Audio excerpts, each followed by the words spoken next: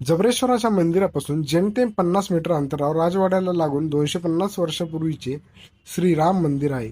फलटणच्या राजघराण्यातील सगुणाबाई निंबाळकर यांनी 1774 साली हे मंदिर बांधले, तर मुधोजी नाईक निंबाळकर यांनी 1875 साली या मंदिरासमोर लाकडी मंडपाचे बांधकाम केल्याची नोंद आहे.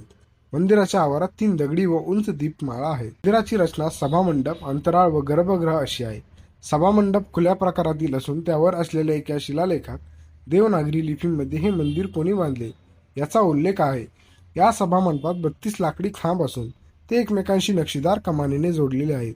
अंतराळात जाण्यासाठी असलेले लाकडी प्रवेशद्वाराच्या पश्चिमेला हनुमान तर उत्तरेला गरुडाची संगमरवरी मूर्ती आहे.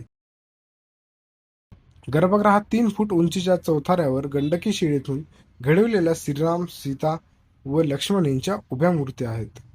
मार्गशीर्ष शुद्ध प्रतिपदेला म्हणजे देव दिवाळीच्या दिवशी येथे साजरा होणारा श्रीराम व माता सीता यांचा रथोत्सव शहरातील विशेष व मोठ्या उत्सवांपैकी एक मानला जातो. फळे, फुले, पाने, विविध रंगाची निशाणे व उसांच्या मोळ्या बांधून हा रथ सजविला जातो. आमचा योगायोग खूप चांगला की आम्ही नेमकं आरतीच्या वेळी तिथे पोहोचलो. आम्हाला तिथे आरती घेण्याचा आस्वाद मिळाला, यासाठी आम्ही खूप धन्यवाद. जबरेश्वर मंदिर हे उत्तराभिमुख असून मुखमंडप, सभामंडप, अंतराळ व गर्भगृह अशी त्याची रचना आहे. पायऱ्या चढून गेल्यावर मुखमंडप आहे.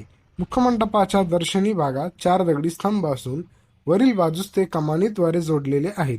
मंदिराचा सभामंडप अष्टकोनी आकाराचा आहे. गर्भगृहाच्या प्रवेशद्वारावर डावीकडील कोष्टकात 5 फण्यांची नागिन व तिचे 2 पिल्ले व उजवीकडील कोष्टकात विठ्ठल रुक्मिणी यांच्या काळ्या पाषाणातील मूर्ती दिसतात. याशिवाय मंदिराच्या बाह्य भिंतीवर काही दिगंबर जैनांच्या मूर्ती कोरलेल्या आहेत. त्यामुळे ही वस्तू पूर्वी जैन मंदिर असावी असा कयास लावण्यात येतो. गर्भगृहातील शिवपिंडी चौकोनी आकाराची असून ती पूर्वाभिमुख आहे. या पिंडीवर 2 शाळुंका असून त्यांचा आकारही काहीसा वेगळा आहे.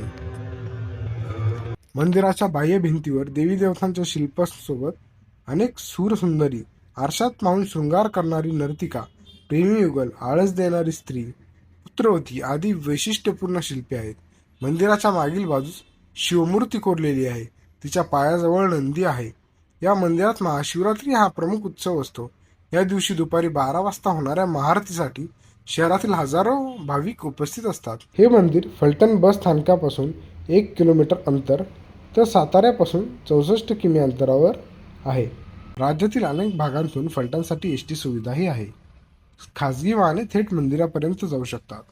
परिसरात निवास व न्याहारीसाठी अनेक पर्याय आहे. धन्यवाद.